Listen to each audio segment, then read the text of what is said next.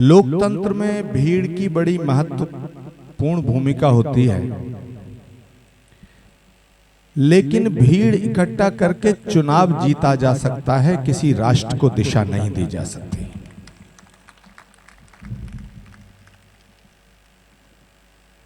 यदि राष्ट्र को दिशा देने का विषय है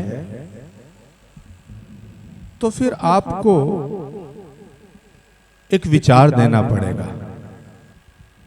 मुझे मालूम है कि आप सब इतिहास से भली भांति परिचित हैं। मैं दो तीन बातें रखूंगा। महर्षि दयानंद सरस्वती जी के विषय में यहां प्रस्ताव भी पारित हुआ और हम सब उनकी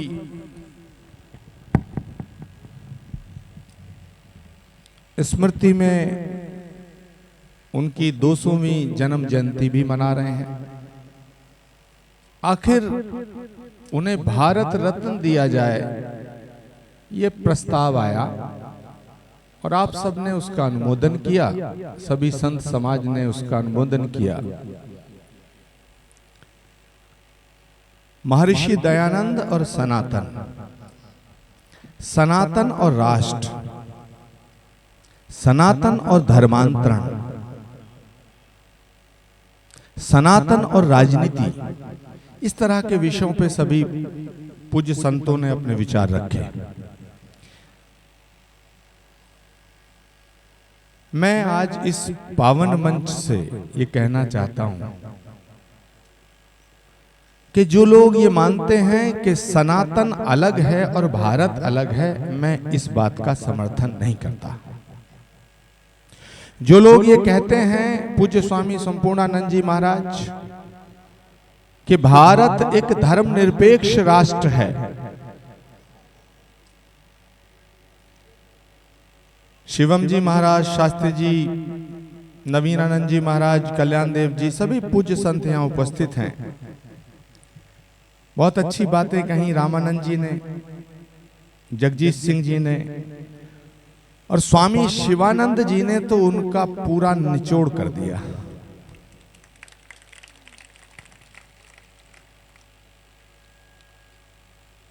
जो बातें सच्ची होती हैं ना, वो बड़ी कड़वी होती हैं, वो बड़ी कड़वी होती हैं। और दवाई जो होती है वो कड़वी होती है। मीठी मीठे शब्द, मीठी मीठी दवाई से हम एक दूसरे को सम्मान तो दे सकते हैं, हम एक दूसरे का महिमा मंडन तो कर सकते हैं, लेकिन अगर हम किसी अंधेरे को दूर करना चाहें तो हम नहीं कर सकते हैं। जब सूरज की रोशनी अपनी परवान चढ़ी हो, जब सूरज दोपहरी में निकल रहा हो, तो 1000 वाट का बल्ब जलाने से भी कोई फायदा नहीं होता, लेकिन जब घोर अंधकार हो तब एक छोटा सा दीपक जलाना भी बड़ी बात होती है। महर्षि दयानंद ने वो जो ज्ञान का दीपक जलाया, वो उस समय जलाया जब घोर अंधकार था। जब घोर अंधकार था,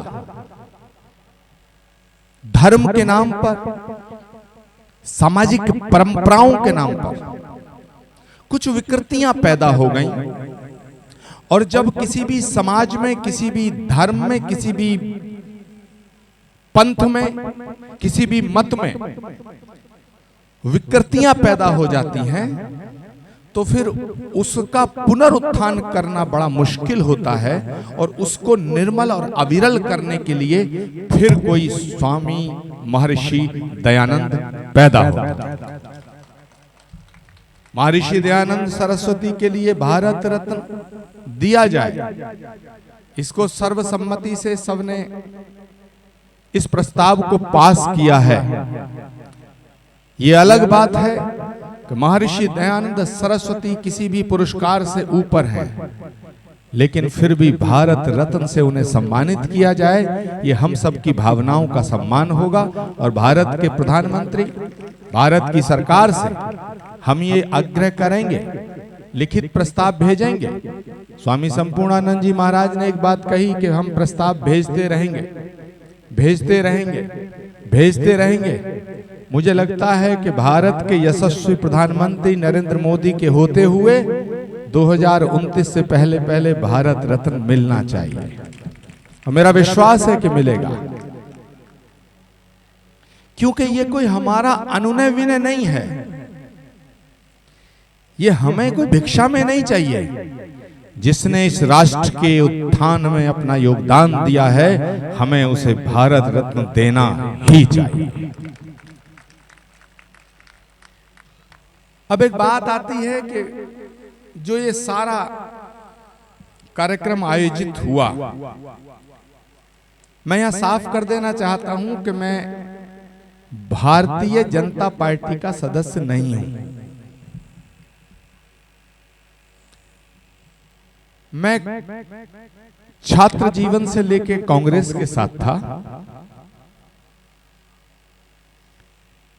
जब मैं कांग्रेस के साथ था तो कांग्रेस के शीर्षस्थ नेताओं के साथ जब मैं बैठता था,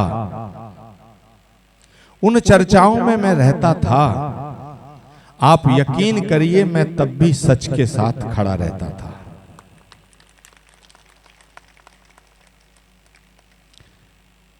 जब भगवान श्री राम के मंदिर के पूर्ण होने पर उसकी प्राण प्रतिष्ठा का शुभ अवसर आया, तब मैंने कहा कि राम सबके हैं, सब राम के हैं, राम के बिना भारत की कल्पना भी नहीं की जा सकती है। राम मंदिर किसी एक राजनीतिक दल का विषय नहीं हो सकता है, क्योंकि भारतीय जनता पार्टी का जो उदय हुआ वो 1980 में हुआ। राष्ट्रीय स्वयंसेवक संघ का जो उदय हुआ वो लगभग 1920 से 1925 में हुआ। लेकिन मर्यादा पुरुषोत्तम भगवान श्री राम और राम राम की ये जो महिमा है राम के नाम की, ये तो आदि काल से हम लोग गाते आए हैं। और यदि भगवान राम के द्वार का कोई निमंत्रण आता है तो ये सौभाग्य का विषय है, और अगर भगवान राम के निमंत्रण को ठुकराया जाता है तो ये तुम्हारे दुर्भाग्य का विषय है। लेकिन एक मोड़ आया। स्वामी संपूर्णानंद जी, हमारे मणिन जैन जी ये सब जानते हैं कि कैसा मोड़ आया। जब मैंने कहा कि मैं छात्र जीवन से लेकर के आज तक जिस घर को अपना घर समझता था, यदि उस घर में राम और राष्ट्र का विरोध होगा तो मुझे ये घर छोड़ना मंजूर है। मुझे ये घर छोड़ना मंजूर है, लेकिन राम और राष्ट्र पर समझौता नहीं हो सकता।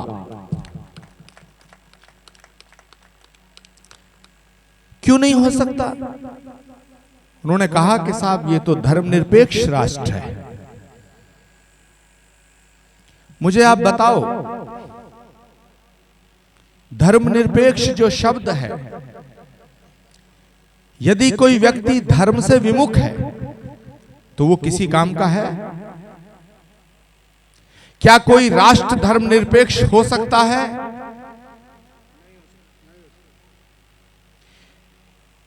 क्या कोई राष्ट्र धर्म से विमुख हो सकता है? मैं ऐसा मानता हूं कि ये राष्ट्र धर्मनिरपेक्ष नहीं है, ये राष्ट्र धर्म सापेक्ष है। अब इसको समझने के लिए सनातन की बात जो हम कर रहे हैं, बहुत अच्छी अच्छी बात हमारे युवा भारत साधु समाज के युवा संतों ने की। मैं उनको इस मंच से शुभकामनाएं भी देता हूं, शुभाशीष भी देता हूं और अपना समर्थन देने का ऐलान भी करता हूं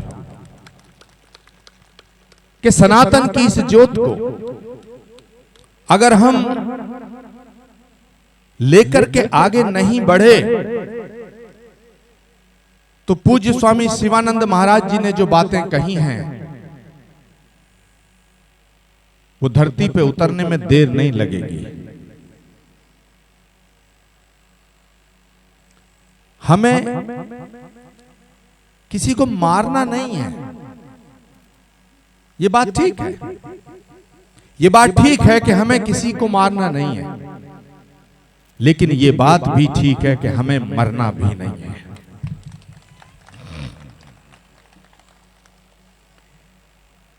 स्वामी संपूर्णानंद जी ने जब मुझसे फोन पे कहा कि साहब करनाल में वेद विद्या गुरुकुल के अंदर सनातन संसद के आयोजन करने का मन में विचार आया है, आपको पधारना है, ज्ञान देना है। मैंने कहा भाई हरियाणा वाले को ज्ञान देना यार कौन यार, किसकी बात है, किसकी हिम्मत है, किसकी हैसियत है, हरियाणा वालों को कौन ज्ञान देगा। जिस हरियाणा की धरती से कुरुक्षेत्र के मैदान से शंखनाद करके योगीराज भगवान श्री कृष्ण ने कहा कि परित्राणाय साधूनां विनाशाय च दुष्कृतां, परित्राणाय साधूनां विनाशाय च दुष्कृतां, धर्म संस्थापनार्थाय संभवामि युगे युगे।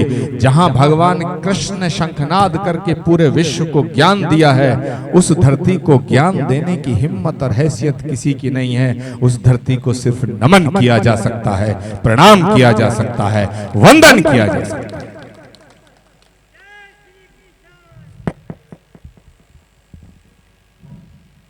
बहुत सी बातें मेरे मित्रों ने कही। मैं आज बड़ी जिम्मेदारी से तमाम पत्रकार बंधु यहां बैठे हैं, उनके समक्ष एक बात रखना चाहता हूं कि जब से सृष्टि का सृजन हुआ, सृष्टि का सृजन, सृष्टि का संरक्षण, हमारे पास 3 तरह के इतिहास मौजूद हैं। एक है एंशिएंट हिस्ट्री यानी प्राचीन इतिहास, एक है मेडिवल हिस्ट्री यानी मध्यकालीन इतिहास, एक है मॉडर्न हिस्ट्री यानी आधुनिक इतिहास। तीनों इतिहासों में, तीनों तरह के इतिहासों में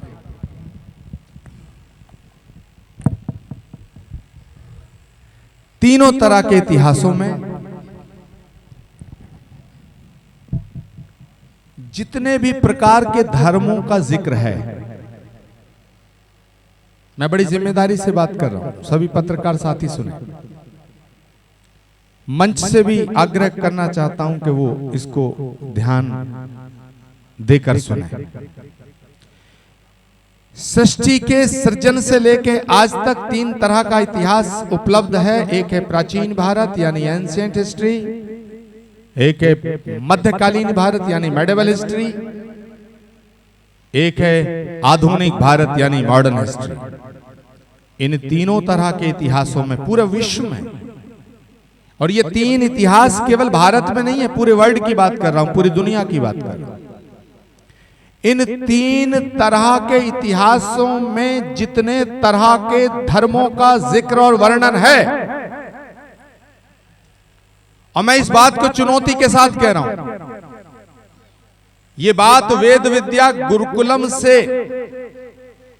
यहां 200, 400, 500, 1000 लोग सुन रहे हैं, वहां तक जाएगी ऐसा नहीं है। मैं जो बोल रहा हूं ये दुनिया के अंतिम कोने तक बात जाएगी, इसकी समीक्षा होगी, इसका समर्थन होगा, लेकिन इसकी समीक्षा और समर्थन के साथ साथ इसका विरोध भी होगा। और मैं इसका विरोध करने वालों को चुनौती देते हुए आमंत्रित करना चाहता हूं कि दुनिया का जितना भी इतिहास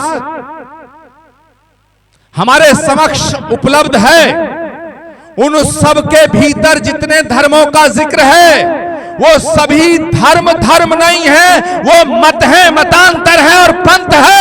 अगर धर्म है तो वो सनातन है।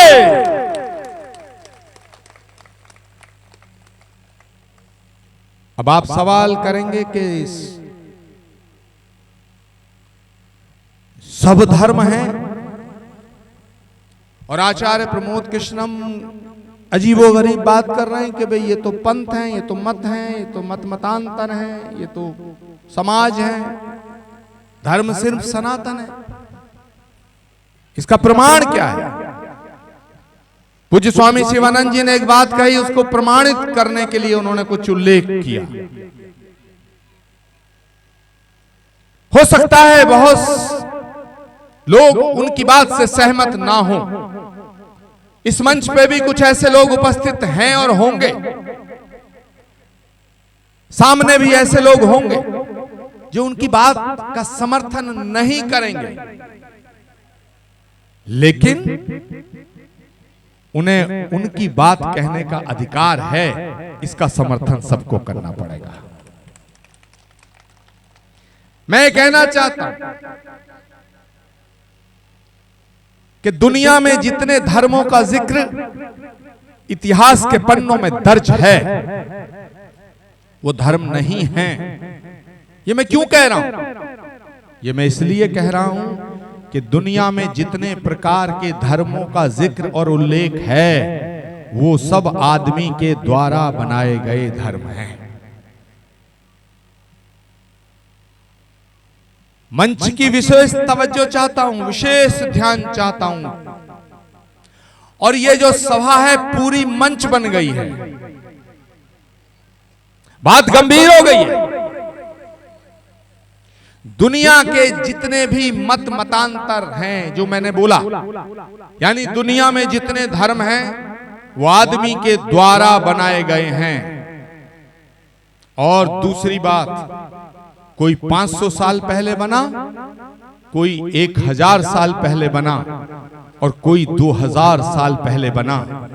2000 साल पहले का कोई भी धर्म जो मनुष्य के द्वारा बनाया गया हो, इसका जिक्र किसी भी इतिहास में नहीं मिलता है, नहीं मिलता है। और आज मैं इस मंच से ये घोषणा करता हूं, मेरी बात का आप समर्थन करें या विरोध, इससे मुझ पे कोई फर्क नहीं पड़ता, मुझे कोई फर्क नहीं पड़ता। वैसे भी मैं हरियाणा में चुनाव लड़ने कभी नहीं आऊंगा, क्योंकि जो चुनाव लड़ता है नेता, उसकी बाध्यता होती है, उसकी मजबूरी होती है कि वो कहता है जो जनता चाहती है, और साधु वो कहता है जो जनता के हित में होता है।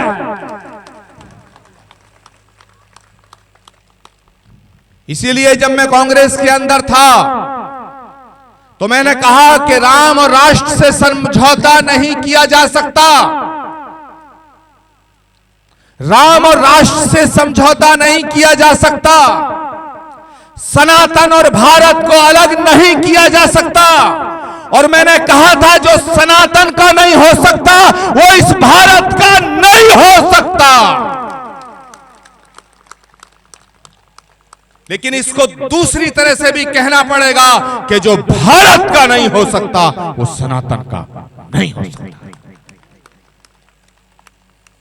पूरी दुनिया में जितने पंथ, संप्रदाय, मत और मतांतर और जिनको हमने धर्म समझ लिया, वो एक तो मनुष्य के द्वारा निर्मित है, दूसरे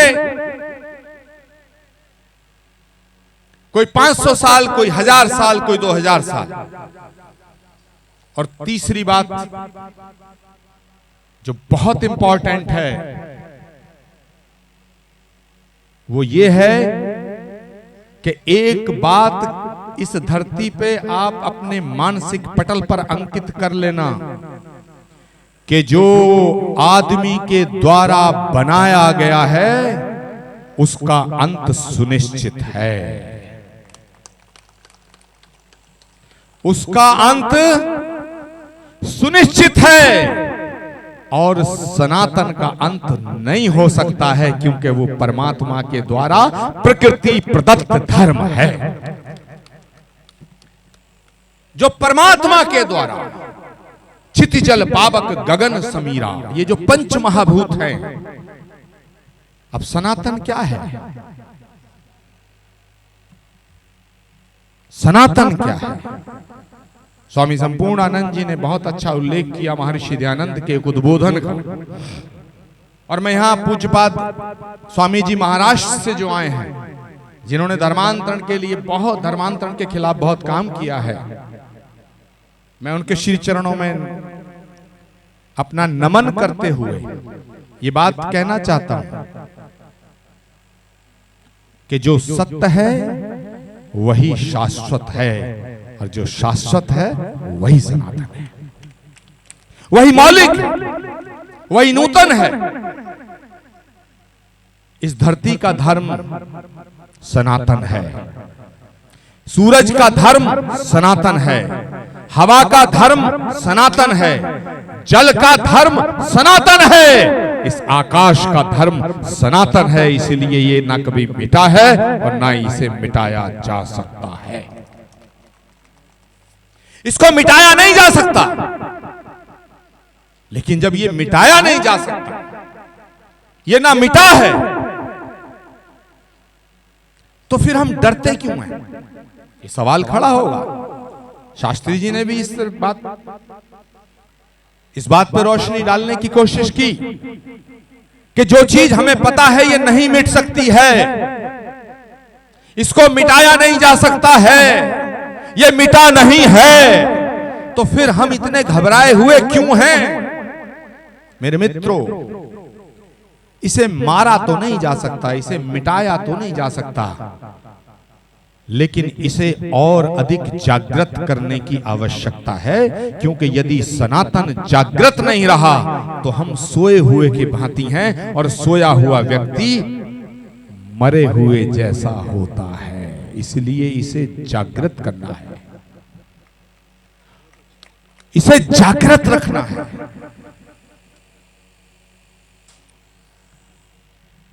और इस धरती पर, इस धराधाम पर सनातन को जागृत करने का काम ऋषि मुनि महात्माओं ने किया है।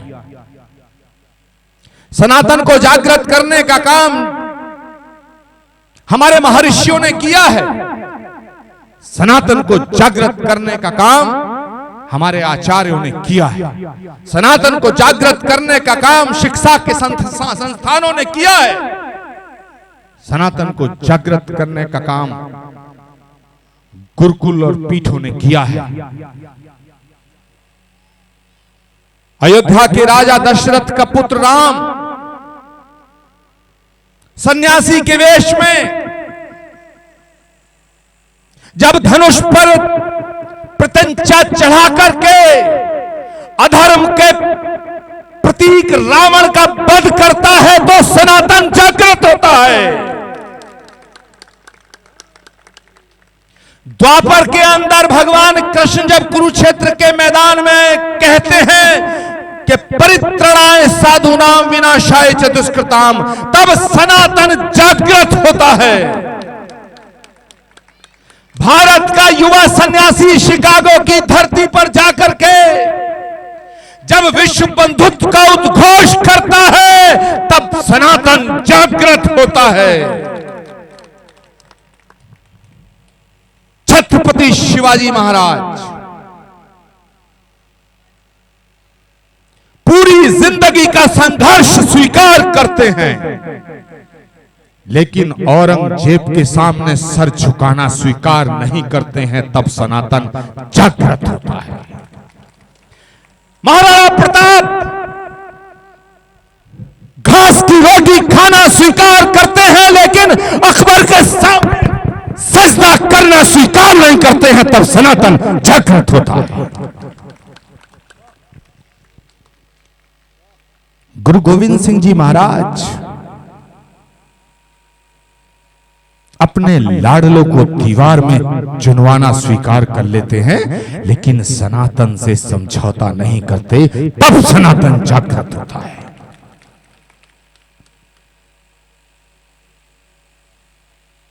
और मेरे मित्रों, मैंने अपनी बात शुरू होने से पहले एक बात कही कि मैं भारतीय जनता पार्टी का सदस्य नहीं हूं,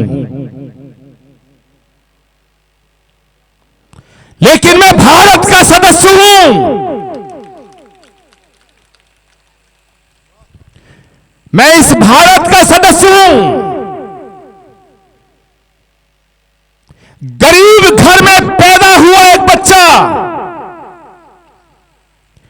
भारत के प्रधानमंत्री के रूप में गुलामी के 500 साल के संघर्ष को खत्म करके जब राम मंदिर की प्राण प्रतिष्ठा करता है तो सनातन जागृत होता है।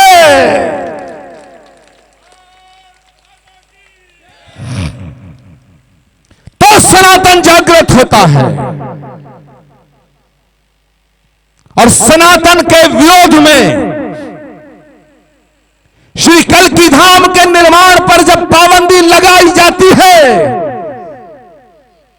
18 साल के संघर्ष को विराम देकर के कल्की धाम का शिलान्यास करने संभल की पवित्र भूमि पर जब देश का प्रधानमंत्री आता है तब सनातन जागृत होता है। और मेरे मित्रों,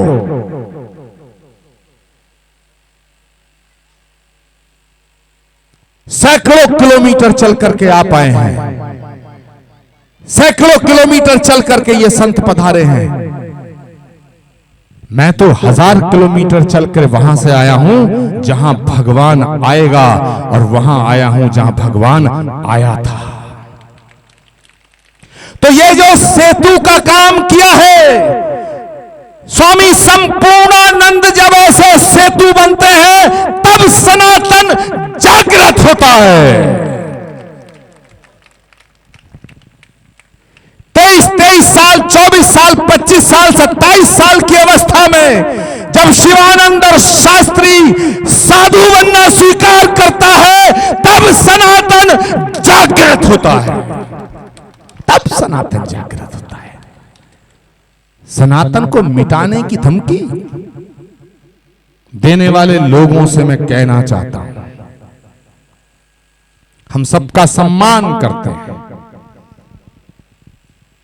हमारे धर्म की बुनियाद है सत्य, अहिंसा, करुणा, प्रेम, दया। भगवान को क्या कहा गया? करुणा निधान, दया का सागर, दीन बंधु।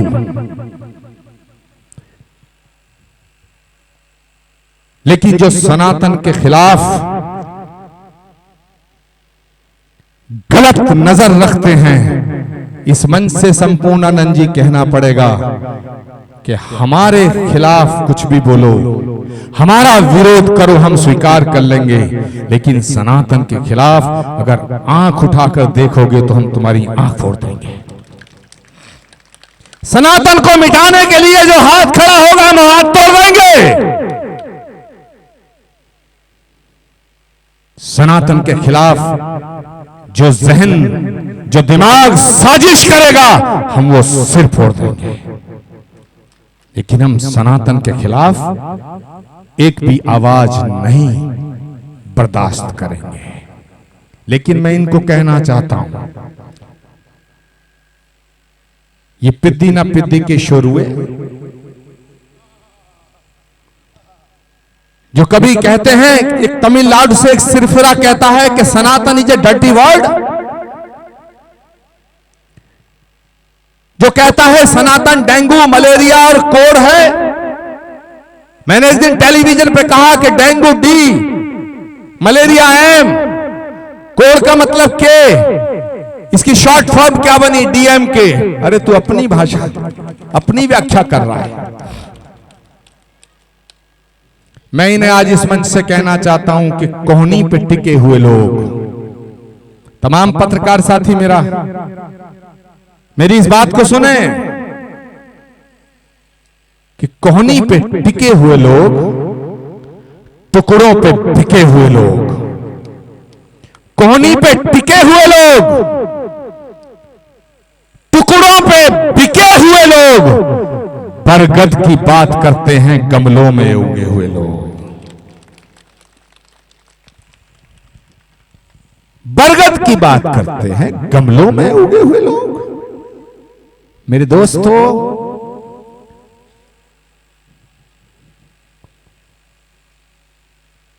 एक बात याद रखना, हम चाहें किसी परिवार में पैदा हुए हों, किसी क्षेत्र में रहते हों, कोई भाषा बोलते हो,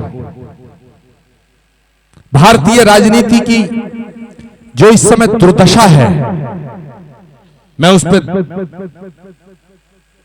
2 मिनट बोलना चाहूंगा। इस देश को 1000 साल तक गुलामी झेलनी पड़ी। अगर कांग्रेस के साथियों से पूछोगे तो वो कहेंगे कि देश गुलाम 200 साल रहा अंग्रेजों ने। वो अंग्रेजों के पीरियड को 200 साल मानते हैं और उसको कहते हैं कि देश 200 साल गुलाम रहा। लेकिन मैं कहना चाहता हूं कि ये देश 1000 साल तक गुलाम रहा। 800 साल तक मुगलों ने इस देश पर राज किया, 200 साल तक इस देश पे अंग्रेजों ने राज किया। ये देश 1000 साल तक गुलाम रहा। मेरे दोस्तों, ये देश 1000 साल तक इसलिए गुलाम नहीं रहा कि बाबर बहुत बहादुर था। ये देश 1000 साल तक इसलिए गुलाम नहीं रहा कि तैमूर, लंग और चंगेज खां बहुत बहादुर थे। ये देश 1000 साल तक इसलिए गुलाम नहीं रहा कि औरंगजेब बहुत बहादुर था। ये देश इसलिए भी गुलाम नहीं रहा कि अंग्रेज बहुत बड़े लड़ाका थे। ये देश इसलिए गुलाम रहा कि इस देश में कुछ जयचंद मौजूद थे। कुछ जयचंद मौजूद थे।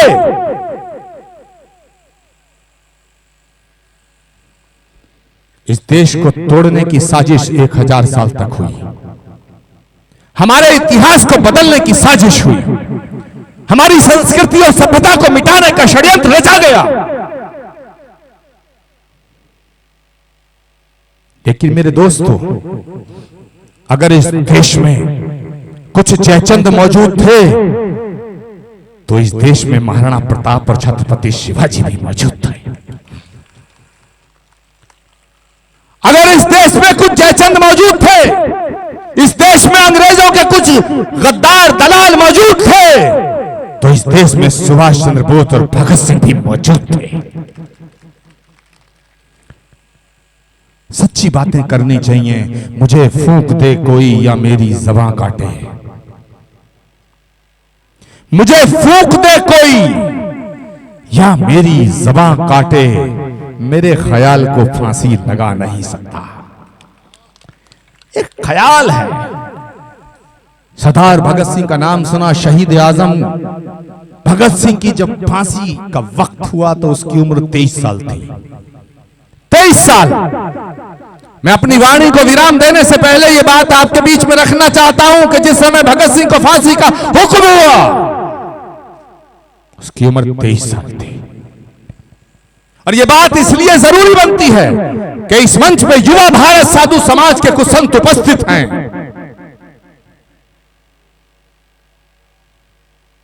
सुबह फांसी होने वाली है, शाम को भगत सिंह की मां मिलने आती है। भगत सिंह की मां की आंखों में आंसू है।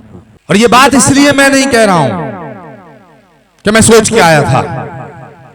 यह बात मैं इसलिए कह रहा हूं कि इस भारत के भविष्य के लिए युवा शक्ति का एकत्रित होना बहुत जरूरी है, बहुत जरूरी है।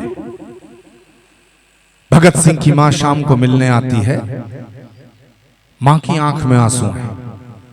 भगत सिंह कहता है कि मां तू रो रही है,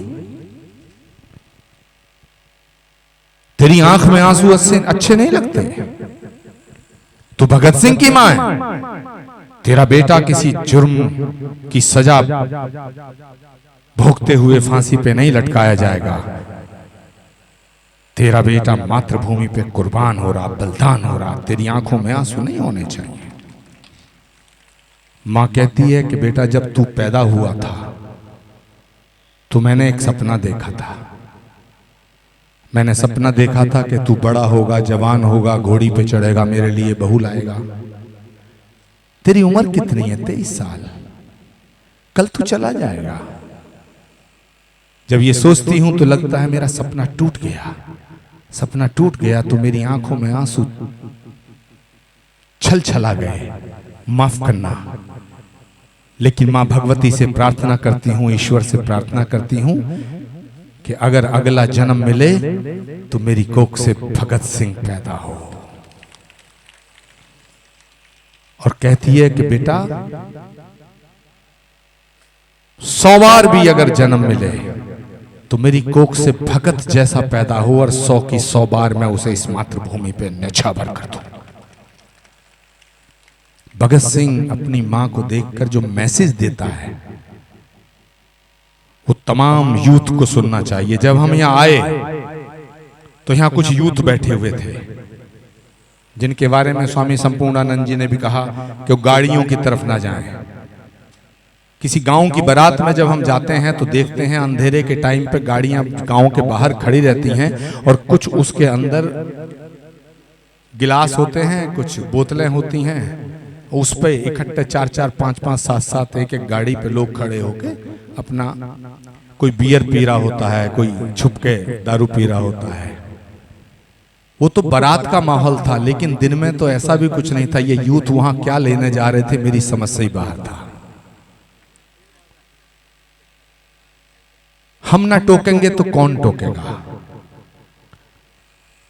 अगर भारत का युवा ऐसा है तो हमें भारत बूढ़ा होता हुआ अच्छा लगेगा, युवा होता हुआ अच्छा नहीं लगेगा।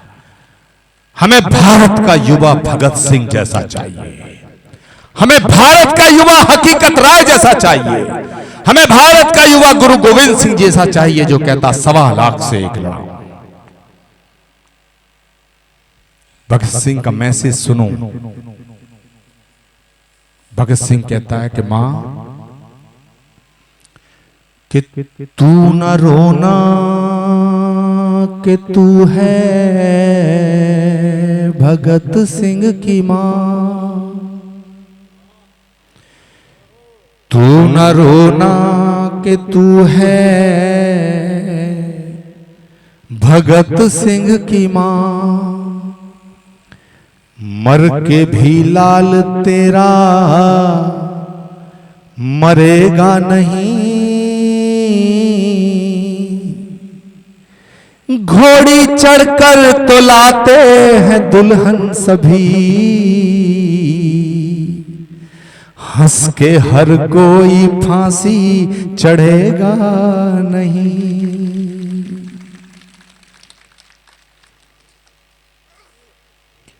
एक मैसेज कि जब शहीदों की अर्थी उठे धूम से, जो स्वामी संपूर्णानंद जी के भाव है ना, उनको आप उस पे जाइए।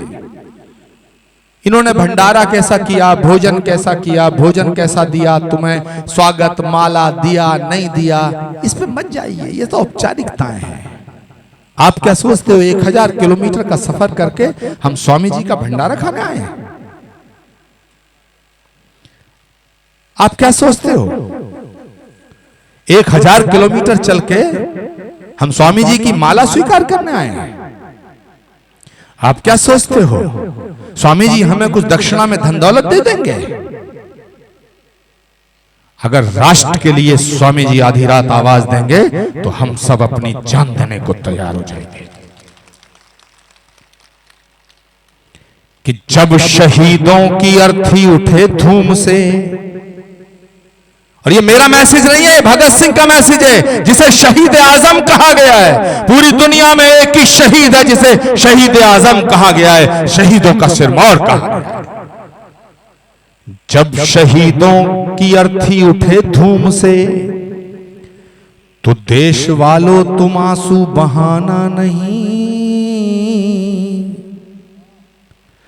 पर मनाओ जब आजाद भारत का दिन,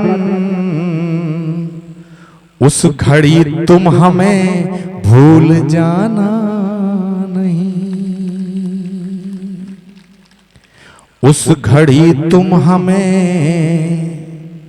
भूल जाना नहीं। और सब शहीद आजम भगत सिंह और जितने लोग बलिदान हुए मातृभूमि पर, उन शहीदों की शान में अपनी अपनी जगह खड़े होकर के मेरे साथ गुनगुनाओ कि उस घड़ी तुम हमें भूल जाना नहीं, लौट कर आ सके, लौट कर आ सके ना जहां में तो क्या याद बन कर दिलों में तो आ जाएंगे।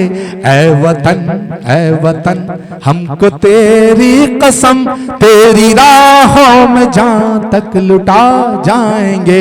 फूल क्या चीज है, फूल क्या चीज है, तेरे कदमों पे हम भेंट अपने सरों की चढ़ा जाएंगे। ऐ वतन ऐ वतन ऐ वतन ऐ वतन, मेरे साथ थोड़ा गुनगुनाओ। ऐ वतन ऐ वतन ऐ वतन ऐ वतन हमको तेरी कसम, तेरी राहों में जहां तक लुटा जाएंगे। फूल क्या चीज है, फूल क्या चीज है, तेरे कदमों पे हम भेंट अपने सरों की चढ़ा जाएंगे। ऐ वतन ऐ वतन ऐ वतन ऐ वतन ऐ वतन ऐ वतन ऐ वतन ऐ वतन, हमको तेरी कसम, तेरी राहों में जहां तक लुटा जाएंगे। फूल क्या चीज है, तेरे कदमों पे हम भेंट अपने सरों की चढ़ा जाएंगे।